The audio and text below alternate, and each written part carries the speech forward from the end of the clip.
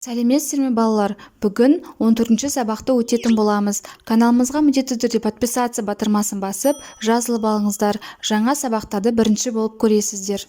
52-ші жаттығу мәтінді оқы. Балалар мысықты таспен ұрып қуалап жүрді. Біреуі мысықты ұстап алды, екіншісі оның мойнына жіп байлап сүйремекші болды.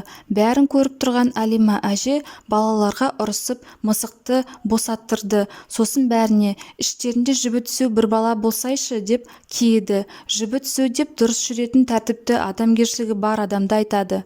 Мәтін не туралы? Мазмұнын айт. Мәтінде тәртіп туралы айтылған. Ойнап жүрген балалар мысыққа жамандық жасап, қуалап таспен ұрып жүрді. Оны көрген Әлима әже балаларға ұрысып, мысықты босаттырды. Ішінде бір жібі түзу баланың жоқтығына кейіді.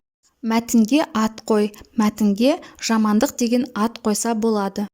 Мәтіндегі негізгі ойды анықта. Мәтіндегі негізгі ой балаларды тәртіпті болуға шақыру.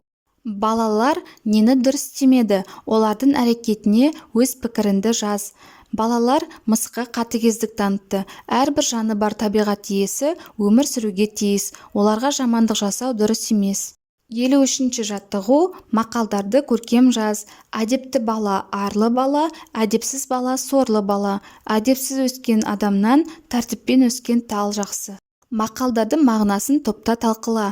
Әдепті бала арлы бала, әдепсіз бала сорлы бала дегеніміз, бала әдепті болса, кішіпейіл, қамқор, достарының, бауырларының арқа сүйері болады. Әдепсіз болса, ата-анасын үнемі ұятқа қалдырып жүреді. Әдепсіз өскен адамнан тәртіппен өскен тал жақсы дегеніміз, әдепсіз адамның келтірер зияны көп, ал тал тәртіппен өссе, ауаны тазалап, ешкімге кедергі келтірмей, табиғатқа да көп пайда әкеледі дегені.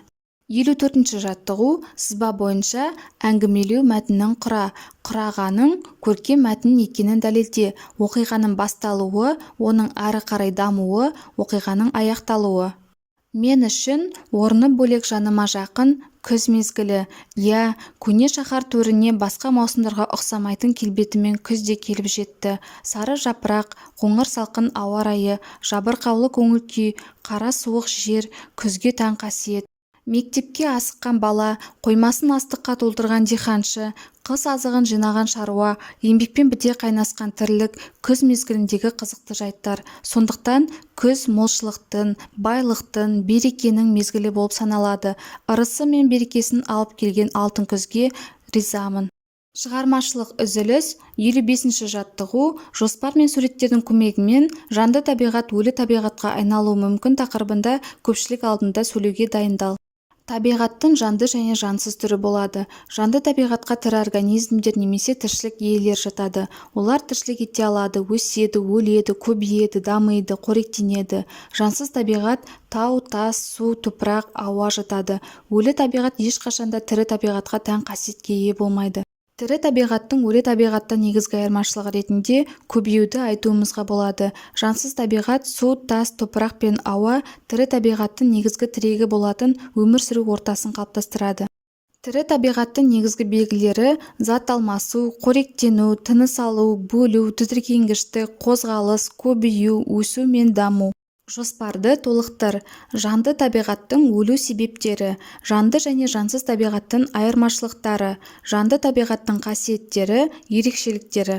Осымен сабағымыз аяқталды. Сабақ пайдалы болған болса, лайк басып, достарыңызбен бөлісуді ұмытпаңыздар.